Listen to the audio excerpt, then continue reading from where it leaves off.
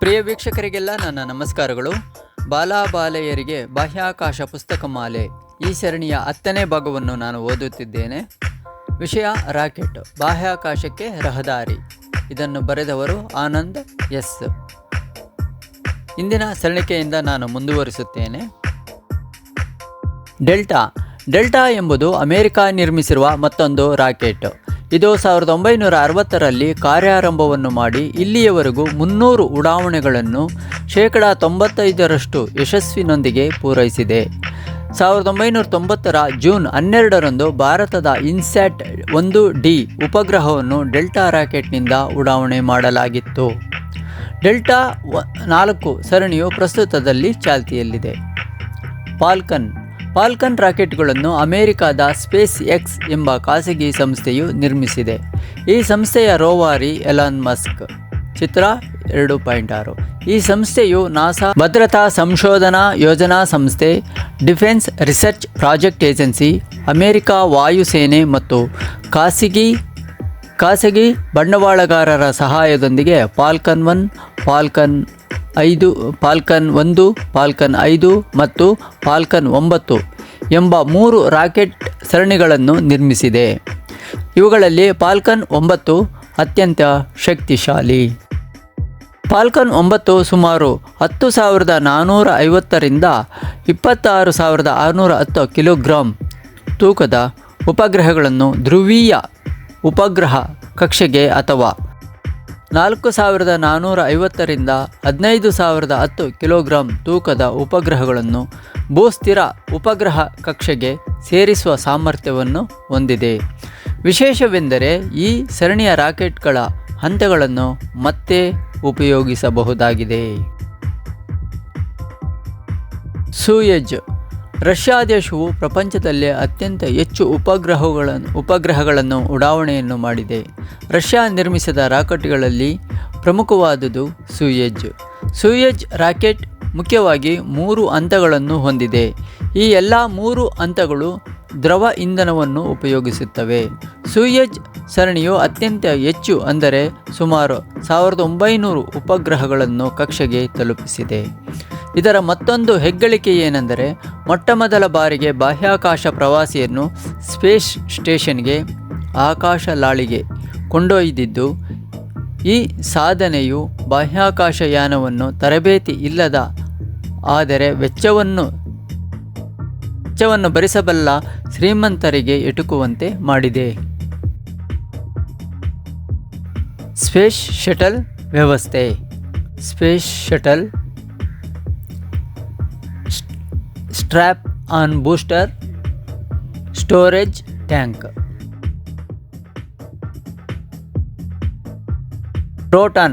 Proton ಕೂಡ Russia ನಿರ್ಮಿತ rocket. ಇಲ್ಲಿಯವರೆಗಿನ ಇದರ ಉಡಾವಣೆಗಳು ಬೇರೆ ಬೇರೆ ರಾಕೆಟ್ಗಳ ತುಲನೆಯಲ್ಲಿ ಹೆಚ್ಚು ಯಶಸ್ವಿಯಾಗಿದೆ. ಇದು ಎಲ್ಲ ರೀತಿಯ ಉಪಗ್ರಹಗಳನ್ನು ವಿವಿಧ ರೀತಿಯ ಭೂ ಕಕ್ಷೆಗೆ, ಧ್ರುವದಿಂದ ಧ್ರುವಕ್ಕೆ ಇರುವ ಅಂಡಾಕಾರದ ಮೋಲ್ನಿಯ ಕಕ್ಷೆ, ಭೂಸ್ಥಿರ ಕಕ್ಷೆ, ಭೂ ಸಮೀಪ ಕಕ್ಷೆ ಇತ್ಯಾದಿ ಮತ್ತು ಅಂತರ್ಗ್ರಹ ಕಕ್ಷೆಗಳಿಗೆ ಸಮರ್ಥವಾಗಿ ರವಾನಿಸಿದೆ. ಇದರ ನಿರ್ಮಾಣವನ್ನು ಇನ್ನು ಮುಂದೆ ನಿಲ್ಲಿಸಿ ಬದಲಿಗೆ ಅಂಗಾರ ಎಂಬ ಮಾದರಿಯ ಸುಧಾರಿತ ರಾಕೆಟ್ಗಳನ್ನು ಉಡಾಯಿಸಲಾಗುವುದು. ಏರಿಯನ್. ಐರೋಪ್ಯ ಬಾಹ್ಯಾಕಾಶ ಸಮೂಹವು ಇಸಾ ಅಭಿವೃದ್ಧಿಪಡಿಸಿರುವ ಏರಿಯನ್ ರಾಕೆಟ್ ಅನ್ನು ಮೊದಲಿಗೆ 1979ರ ಡಿಸೆಂಬರ್ನಲ್ಲಿ ಹಾರಿಸಲಾಯಿತು. ಆಗಿನಿಂದ ಈ ಸರಣಿಯ ಸುಮಾರು 250 ರಾಕೆಟ್ಗಳು ಹಲವಾರು ಉಪಗ್ರಹಗಳನ್ನು ಕಕ್ಷೆಗೆ ತಲುಪಿಸಿವೆ. ಲಾಭಾಂಶದ ದೃಷ್ಟಿಯಿಂದ ಏರಿಯನ್ ಸರಣಿಯು ಅತ್ಯಂತ ಯಶಸ್ವಿ ಉಡಾವಣಾ ವ್ಯವಸ್ಥೆಯಾಗಿದೆ. ಇದು ಶಕ್ತಿಶಾಲಿ ಮತ್ತು ವಿಶ್ವಾಸಾರ್ಹವಾದ ವ್ಯವಸ್ಥೆ ಕೂಡ. ಈ ಸರಣಿಯ ಇಂದಿನ ಅವತರಣಿಕೆಯಾದ ಏರಿಯನ್ 5 ಮುಖ್ಯವಾಗಿ 2 ಹಂತವನ್ನು ಹೊಂದಿದೆ. ಇದು ಸುಮಾರು 5,970 ರಿಂದ 7,400 ಕಿಲೋಗ್ರಾಂ ತೂಕದ ಉಪಗ್ರಹವನ್ನು ನೇರವಾಗಿ ಭೂಸ್ಥಿರ ಕಕ್ಷೆಗೆ ಸೇರಿಸುವ ಸಾಮರ್ಥ್ಯವನ್ನು ಹೊಂದಿದೆ. Long March. Long March China ದೇಶದ ರಾಕೆಟ್. ಇದನ್ನು 1970ರಲ್ಲಿ ಮೊದಲ ಬಾರಿಗೆ ಉಡಾಯಿಸಲಾಯಿತು. ಇತ್ತೀಚಿನ ಲಾಂಗ್ ಮಾರ್ಚ್ 8 ಸರಣಿಯ ರಾಕೆಟ್ಗಳು ಘನ ಮತ್ತು ದ್ರವ ಇಂಧನ ಹಂತಗಳನ್ನು ಹೊಂದಿವೆ. ಇವುಗಳಲ್ಲಿ ಕೆಲವು ಹಂತಗಳನ್ನು ಮರುಬಳಕೆ ಮಾಡಿ ಬಳಸಲಾಗಿದೆ. ಮಾನವ ಯಾನಗಳಿಗೆ ಮತ್ತು ಉಪಗ್ರಹ ಉಡಾವಣೆಗೆ ಬೇಕಾದ ಹಲವು ತಂತ್ರಜ್ಞಾನಗಳನ್ನು ಚೀನಾ ದೇಶವು ಕರಗತ ಮಾಡಿಕೊಂಡಿದೆ. ಎಚ್ ರಾಕೆಟ್ ಸರಣಿ. ಎಚ್ ರಾಕೆಟ್ ಸರಣಿಯನ್ನು ಜಪಾನ್ ದೇಶವು ನಿರ್ಮಿಸುತ್ತಿದೆ. ಇವು ಇಲ್ಲಿಯವರೆಗೆ ಸುಮಾರು 100ಕ್ಕೂ ಹೆಚ್ಚು ಉಪಗ್ರಹಗಳ ಉಡಾವಣೆಯನ್ನು ಮಾಡಿವೆ. H-2A ರಾಕೆಟ್ ಸರಣಿಯು ಸುಮಾರು 60 ಸಫಲ ಉಡಾವಣೆಗಳನ್ನು ಕಂಡಿವೆ. ಭೂ ಸಮೀಪ ಕಕ್ಷೆಗೆ 15 ಟನ್ ಮತ್ತು ಭೂ ವರ್ಗಾವಣಾ ಕಕ್ಷೆಗೆ 6 ಟನ್ ತೂಕದ ಉಪಗ್ರಹಗಳನ್ನು ತಲುಪಿಸಬಲ್ಲ ಸಾಮರ್ಥ್ಯವನ್ನು ಹೊಂದಿವೆ. ಘನ ಮತ್ತು ದ್ರವ ಇಂಧನಗಳನ್ನು ಉಪಯೋಗಿಸುವ ಹಂತಗಳನ್ನು ಇವು ಒಳಗೊಂಡಿವೆ. ಪ್ರಸ್ತುತದಲ್ಲಿ ಅಗ್ಗವಾದ ಸುಧಾರಿತ ಎಪ್ಸಿಲಾನ್ ರಾಕೆಟ್ ಅನ್ನು ಅಭಿವೃದ್ಧಿ ಮಾಡಲಾಗುತ್ತಿದೆ. ಇದು ಘನ ಇಂಧನವನ್ನು ಬಳಸುತ್ತದೆ. ಸುಮಾರು 509 ಕಿಲೋಗ್ರಾಂ ತೂಕದ ಉಪಗ್ರಹಗಳನ್ನು ಭೂ ಸಮೀಪ ಕಕ್ಷೆಗೆ ತಲುಪಿಸುವ ಸಾಮರ್ಥ್ಯವಿದೆ. ಭಾರತದ ಸಾಧನೆ. ಭಾರತದಲ್ಲಿ ಬಾಹ್ಯಾಕಾಶ ತಂತ್ರಜ್ಞಾನದ ಹಿರಿಮೆಯನ್ನು ಅರಿತು ಯೋಜನೆಗಳನ್ನು ರೂಪಿಸಿದ ಮೊದಲಿಗರು ವಿಕ್ರಮ್ ಸಾರಾಭಾಯ್. ಚಿತ್ರ 2.7. ಇವರನ್ನು ಭಾರತೀಯ ಬಾಹ್ಯಾಕಾಶ ತಂತ್ರಜ್ಞಾನದ ಪಿತಾಮಹ ಎನ್ನಬಹುದು. ಇವರ ನೇತೃತ್ವದಲ್ಲಿ ನಿರ್ಮಿತವಾದ ರೋಹಿಣಿ 75 ಭಾರತದ ಮೊತ್ತಮೊದಲ ರಾಕೆಟ್ ಆಗಿದ್ದು, ಇದನ್ನು 1967ರಲ್ಲಿ ಕೇರಳದ ತುಂಬಾ ಎಂಬ ಉಡಾವಣಾ ತಾಣದಿಂದ ಹಾರಿಸಲಾಯಿತು. ಇಲ್ಲಿ 75 ಸಂಖ್ಯೆ ಮಿಲಿಮೀಟರ್ನಲ್ಲಿ ರಾಕೆಟ್ನ ವ್ಯಾಸವನ್ನು ಪ್ರತಿನಿಧಿಸುತ್ತದೆ. ಇದರ ಯಶಸ್ವಿನಿಂದ ಉತ್ಸಾಹಿತರಾದ ವಿಜ್ಞಾನಿಗಳು 1970ರಲ್ಲಿ ವಾತಾವರಣದ ಅಂಶಗಳನ್ನು ಅಳೆಯುವ ಸೆಂಚುರಾ ಎಂಬ ರಾಕೆಟನ್ನು ಹಾರಿಸಿದರು. ನಂತರದಲ್ಲಿ ಇಲ್ಲಿಂದ Rohini, Nike Apache, Petrel, Skua, ಡೂವರ್ ಹಾಕ್, ಸೆಂಟಾರ್ ಸರಣಿಯ ರಾಕೆಟ್ಗಳನ್ನು ಹಾರಿಬಿಡಲಾಗಿದೆ. RH ಸರಣಿಯ ರಾಕೆಟ್ಗಳ ಉಡಾವಣೆಯು ಈಗಲೂ ಆಗುತ್ತಿದೆ. ವಾತಾವರಣವನ್ನು ಪರೀಕ್ಷಿಸುವ ತುಂಬಾ ಉಡಾವಣಾ ತಾಣದಿಂದ ಹಾರಿದ ಪರಿಜ್ಞಾಪಿ ಅಥವಾ ಸೌಂಡಿಂಗ್ ರಾಕೆಟ್ಗಳಿಂದ ಶುರುವಾಯಿತು ಭಾರತೀಯ ಬಾಹ್ಯಾಕಾಶ ಸಂಸ್ಥೆಯ ಇಸ್ರೋ ಅಭಿಯಾನ. ಉಪಗ್ರಹವನ್ನು ಬಾಹ್ಯಾಕಾಶದ ಕಕ್ಷೆಗೆ ತಲುಪಿಸಿದ ಭಾರತದ ಮೊದಲ ರಾಕೆಟ್ SLV-3. ಈ ಸಾಧನೆಯನ್ನು ಸಾಕಾರಗೊಳಿಸಿದ್ದು ಮಕ್ಕಳ ಮೆಚ್ಚುಗೆ ಗಳಿಸಿದ ನಂತರದಲ್ಲಿ ರಾಷ್ಟ್ರಪತಿ ಹುದ್ದೆಯನ್ನು ಅಲಂಕರಿಸಿದ ಭಾರತ ರತ್ನ ಪ್ರಶಸ್ತಿ ಪಡೆದ APJ ಅಬ್ದುಲ್ ಕಲಾಂ. ಚಿತ್ರ 2.8. ನಂತರದಲ್ಲಿ ನಮ್ಮ ಇಸ್ರೋ ಸಂಸ್ಥೆಯು ASLV, PSLV ಮತ್ತು GSLV ರಾಕೆಟ್ಗಳಿಂದಾಗಿ ಹಾಗೂ ಹಲವಾರು ದೂರ ಸಂವೇದಿ ಸಂಪರ್ಕ ವೈಜ್ಞಾನಿಕ ಉಪಗ್ರಹಗಳಿಂದಾಗಿ ದೇಶಕ್ಕೆ ಹೆಮ್ಮೆ ತಂದಿದೆ. ಪ್ರಸ್ತುತದಲ್ಲಿ ಉಪಗ್ರಹಗಳನ್ನು ಹೊತ್ತೊಯ್ಯುವ ರಾಕೆಟ್ಗಳನ್ನು ಶ್ರೀಹರಿಕೋಟಾದ ಸತೀಶ್ ಧವನ್ ಉಡಾವಣಾ ತಾಣದಿಂದ ಹಾರಿಸಲಾಗುತ್ತಿದೆ. ಸದ್ಯದಲ್ಲಿ ಚಾಲ್ತಿಯಲ್ಲಿರುವ PSLV ಮತ್ತು GSLV ರಾಕೆಟ್ಗಳ ಬಗ್ಗೆ ತಿಳಿಯೋಣವೇ? PSLV ಇಸ್ರೋನ ಅತ್ಯಂತ ವಿಶ್ವಾಸಾರ್ಹ ರಾಕೆಟ್ PSLV. ಚಿತ್ರ 3. PSLV ಅಂದರೆ ಧ್ರುವೀಯ ಉಪಗ್ರಹ ಉಡಾವಣಾ ವಾಹನ. ಈ ಸರಣಿಯು 2022ವರೆಗೆ ಸುಮಾರು 50 ಯಶಸ್ವಿ ಉಡಾವಣೆಗಳನ್ನು ಕಂಡಿದೆ. ಇದು 4 ಹಂತಗಳನ್ನು ಪಡೆದಿದ್ದು, ಮೊದಲ ಮತ್ತು ಮೂರನೆಯ ಹಂತಗಳು ಘನ ಇಂಧನವನ್ನು, ಉಳಿದ ಹಂತಗಳು ದ್ರವ ಇಂಧನವನ್ನು ಬಳಸುತ್ತವೆ. ಈ ಹಂತಗಳ ಸಂಖ್ಯೆ, ವಿನ್ಯಾಸ ಮತ್ತು ಇಂಧನದ ಆಯ್ಕೆಯನ್ನು ರಾಕೆಟ್ನ ಹಾದಿ, ಕ್ರಮಿಸಬೇಕಾದ ದೂರ ಮತ್ತು ಉಪಗ್ರಹದ ಭಾರದ ಆಧಾರದ ಮೇಲೆ ನಿರ್ಧರಿಸಲಾಗಿದೆ. ಸಾಮಾನ್ಯವಾಗಿ PSLVಯು 6 ಸ್ಟ್ರಾಪ್ ಆನ್ ಬೂಸ್ಟರ್ಗಳನ್ನು ಹೊಂದಿದೆ. ಇದು ಭೂಸ್ಥಿರ ವರ್ಗಾವಣೆಗೆ ಬೇಕಾದ ಅಂಡಾಕಾರದ ಕಕ್ಷೆಗೆ 1.4 ಟನ್ ತೂಕದ ಉಪಗ್ರಹವನ್ನು, ಇಲ್ಲವೇ ಭೂ ಸಮೀಪ ಕಕ್ಷೆಗೆ 1.7 ಟನ್ ತೂಕದ ಉಪಗ್ರಹವನ್ನು ತಲುಪಿಸುವ ನೂಕು ಬಲವನ್ನು ಹೊಂದಿದೆ. ಈ ರಾಕೆಟ್ನ ಎತ್ತರ 44 ಮೀಟರ್, ವ್ಯಾಸ 3.4 ಮೀಟರ್ ಮತ್ತು ಉಡಾವಣಾ ತೂಕ 250ರಿಂದ 330 ಟನ್. ರಾಕೆಟ್ನ ಒಟ್ಟು ಹಾರಾಟದ ಸಮಯ ಸುಮಾರು 20 ನಿಮಿಷಗಳಷ್ಟು. ಇದು ದೂರಸಂವೇದಿ ಉಪಗ್ರಹವನ್ನು ಸೇರಿಸುವ ಕಕ್ಷೆಯ ಎತ್ತರ ಭೂಮಿಯ ಮೇಲ್ಮೈಯಿಂದ 600ರಿಂದ 1000 ಕಿಲೋಮೀಟರ್. ಉಪಗ್ರಹವನ್ನು ಕಕ್ಷೆಗೆ ಸೇರಿಸುವ ಸಮಯದಲ್ಲಿ ರಾಕೆಟ್ ಅದಕ್ಕೆ ನೀಡುವ ವೇಗವು ಸೆಕೆಂಡಿಗೆ 7.5 ಕಿಲೋಮೀಟರ್, ಗಂಟೆಗೆ 27,000 ಕಿಲೋಮೀಟರ್ ವೇಗ.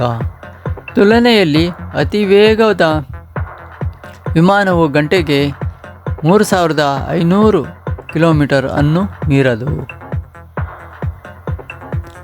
PSLV ರಾಕೆಟ್ ಮೂಲಕ ಕಕ್ಷೆಗೆ ತಲುಪಿದ ಉಪಗ್ರಹಗಳು ಹಲವು. ಉದಾಹರಣೆ ಚಂದ್ರಯಾನ 1, ಮಂಗಳಯಾನ, ಆಸ್ಟ್ರೋಸ್ಯಾಟ್, ಚಂದ್ರಯಾನ 2 ಮತ್ತು ನಾವಿಕ್ ಶ್ರೇಣಿಯಾದ IRNSS.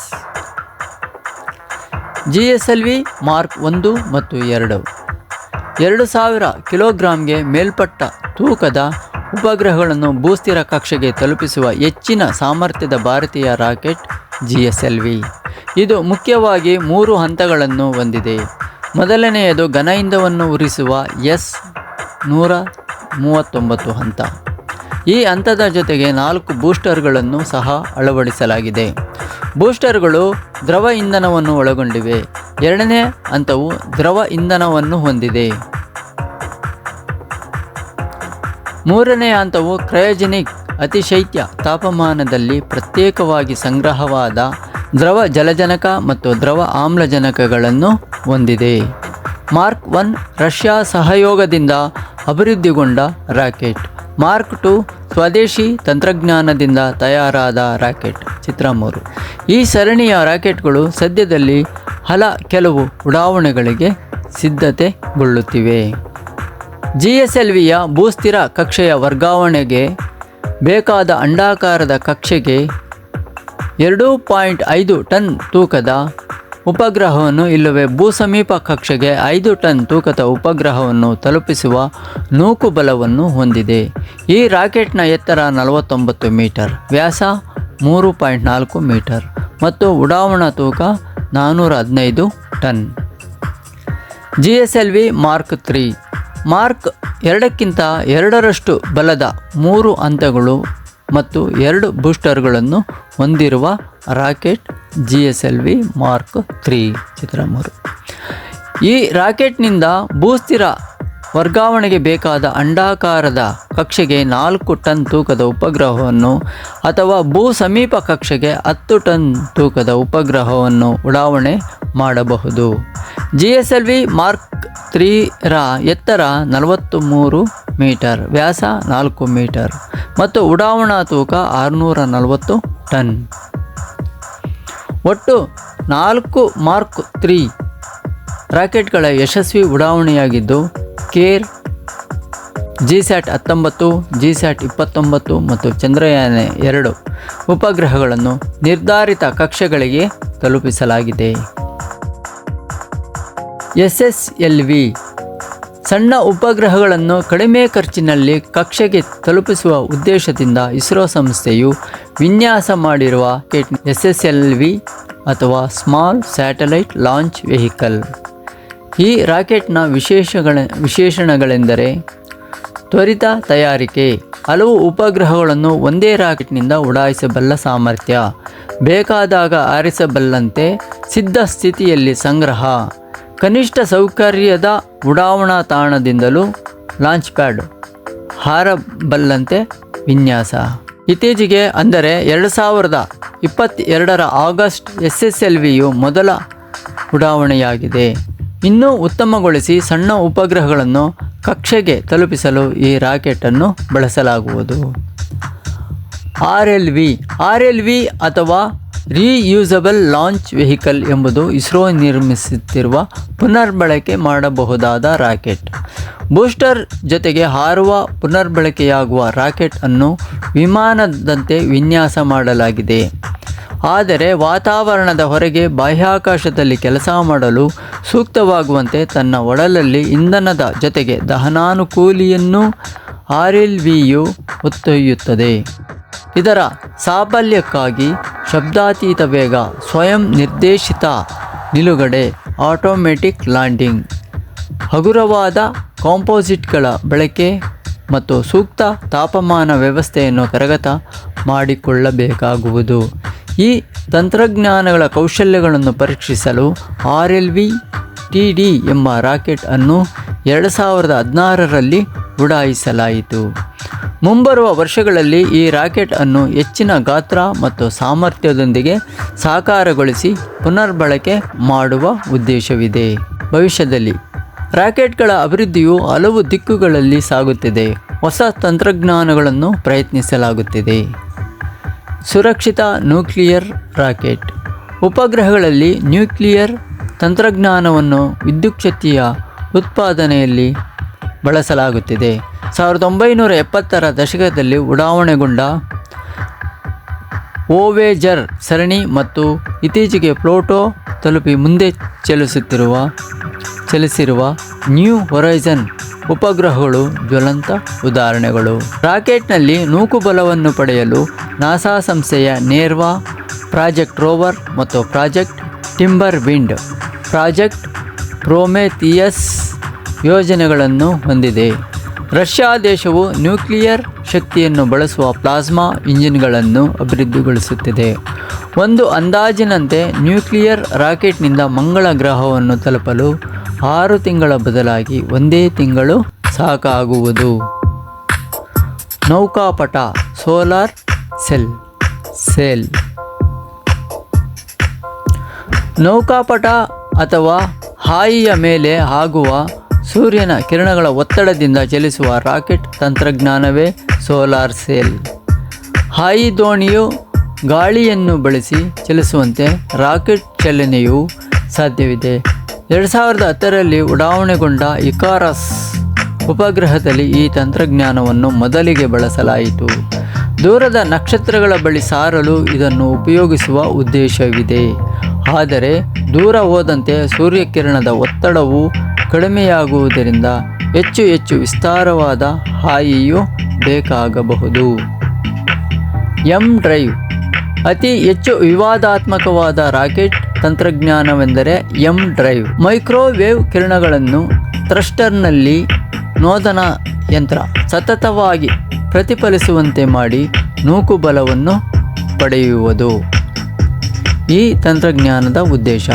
2011ರಲ್ಲಿ ರಾಬರ್ಟ್ ಶಾಯರ್, ನಂತರದಲ್ಲಿ ಗಿಡೋ ಪೆಟ್ಟಾ ಮತ್ತು ಜುವಾನ್ ಯಂಗ್ ಎಂಬ ವಿಜ್ಞಾನಿಗಳು ಸ್ವತಂತ್ರವಾಗಿ ಮಾಡಿದ ಪ್ರಯೋಗಗಳು ಸ್ವಲ್ಪ ಮಟ್ಟದ ನೂಕುಬಲವನ್ನು ಸಾಧಿಸಿವೆ ಎಂದು ಪ್ರಕಟಿಸಲಾಗಿತ್ತು. ಇಂತಹ ಥ್ರಸ್ಟರ್ನಿಂದ ಯಾವುದೇ ಬಿಸಿಗಾಳಿಯು ನಾಜಲ್ನಿಂದ ಹೊರಬರದೆ ನೂಕುಬಲವು ಸಿದ್ಧಿಸಿದರೆ ಮೂಲಭೂತವಾದ ವಿಜ್ಞಾನಕ್ಕೆ ಸಡ್ಡು ಹೊಡೆದಂತಾಗುತ್ತದೆ. ಅಳತೆಯ ತಪ್ಪುಗಳು, ತಾಪಮಾನದ ವ್ಯತ್ಯಯದಿಂದ, ಇಲ್ಲವೇ ಎಲೆಕ್ಟ್ರೋಮ್ಯಾಗ್ನೆಟಿಕ್ ಎಫೆಕ್ಟ್ ಅಥವಾ ವಿದ್ಯುತ್ ಕಾಂತೀಯವಾಗಿ ನೂಕುಬಲವನ್ನು ಮೇಲಿನ ಪ್ರಯೋಗಗಳಲ್ಲಿ ಪಡೆಯಲಾಗಿದೆ ಎಂಬುದು ಈಗ ವೇದ್ಯ. ಉಪಸಂಹಾರ. ಬಾಹ್ಯಾಕಾಶಕ್ಕೆ ರಹದಾರಿ ನೀಡುವ ರಾಕೆಟ್ಗಳು ಮಾನವ ಸಾಧನೆಯ ಮೇರು ಶಿಖರಗಳು. ಉಪಗ್ರಹ ಉಡಾವಣೆಗೆ ಮತ್ತು ಮಾನವ ಯಾನಕ್ಕೆ ತಕ್ಕುದಾದ ಸಾಮರ್ಥ್ಯವನ್ನು ಒಗ್ಗೂಡಿಸಿಕೊಂಡಿರುವ ರಾಕೆಟ್ ತಂತ್ರಜ್ಞಾನವು ಭವಿಷ್ಯದಲ್ಲಿ ಇತರ ಗ್ರಹದಲ್ಲಿ ವಸತಿ ನಿರ್ಮಿಸುವ ಸಾಧನೆಗೆ ನೆರವಾಗಲಿದೆ. ಹೆಚ್ಚು ಕ್ಷಮತೆಯ ಹೊಸ ತಂತ್ರಜ್ಞಾನಗಳಾದ ಸುರಕ್ಷಿತ ನ್ಯೂಕ್ಲಿಯರ್ ರಾಕೆಟ್, ಸೂರ್ಯನ ಶಕ್ತಿಯನ್ನು ಬಳಸುವ ಹಾಯಿ ದೋಣಿಯ ಮಾದರಿಯ ಸೋಲಾರ್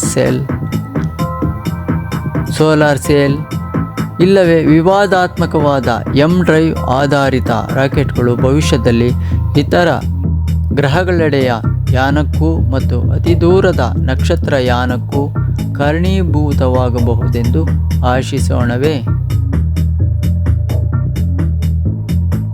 ಶ್ರೀಯುತ ಆನಂದ್ ಎಸ್ 1998ರಿಂದ ಇಸ್ರೋ ಅಂಗಸಂಸ್ಥೆಯಾದ UR ಉಪಗ್ರಹ ಕೇಂದ್ರದಲ್ಲಿ ವಿಜ್ಞಾನಿಯಾಗಿ ಸೇವೆ ಸಲ್ಲಿಸುತ್ತಿದ್ದಾರೆ. ಇವರು ಬ್ಯಾಟರಿ ಮತ್ತು ತತ್ಸಂಬಂಧಿ ತಂತ್ರಜ್ಞಾನದ ವಿನ್ಯಾಸ, ನಿರ್ಮಾಣ ಮತ್ತು ವಿಶ್ಲೇಷಣೆಯಲ್ಲಿ ತಜ್ಞರು. ಪ್ರಸ್ತುತದಲ್ಲಿ ಬ್ಯಾಟರಿ ವಿಭಾಗದ ಮುಖ್ಯಸ್ಥರು. ಮಂಗಳಯಾನದ ಯಶಸ್ವಿಗಾಗಿ ಇಸ್ರೋ ಟೀಮ್ ಅವಾರ್ಡ್ ಅನ್ನು ಪಡೆದಿರುತ್ತಾರೆ. ಶ್ರೀಯುತರು 13ಕ್ಕೂ ಮೀರಿ ಸಂಶೋಧನಾ ಲೇಖನಗಳನ್ನು ವಿವಿಧ ರಾಷ್ಟ್ರೀಯ ಅಂತಾರಾಷ್ಟ್ರೀಯ ಸಮ್ಮೇಳನಗಳಲ್ಲಿ, ತಂತ್ರಜ್ಞಾನ ಪತ್ರಿಕೆಗಳಲ್ಲಿ ಮಂಡಿಸಿರುತ್ತಾರೆ. ಇವರ ಹಲವು ಜನಪ್ರಿಯ ವಿಜ್ಞಾನ ಬರಹಗಳು ಮತ್ತು ಪುಸ್ತಕಗಳು ಪ್ರಕಟವಾಗಿವೆ. ಬಾಲೆಯರಿಗೆ ಬಾಹ್ಯಾಕಾಶ ಪುಸ್ತಕಮಾಲೆಯ 10ನೇ ಸರಣಿ ಇಲ್ಲಿಗೆ ಮುಗಿಯಿತು. ದಯವಿಟ್ಟು ಇತರರಿಗೆ ತಿಳಿಸಿಕೊಡಬೇಕೆಂದು ಮನವಿ ಮಾಡುತ್ತಾ ವಂದನೆಗಳೊಂದಿಗೆ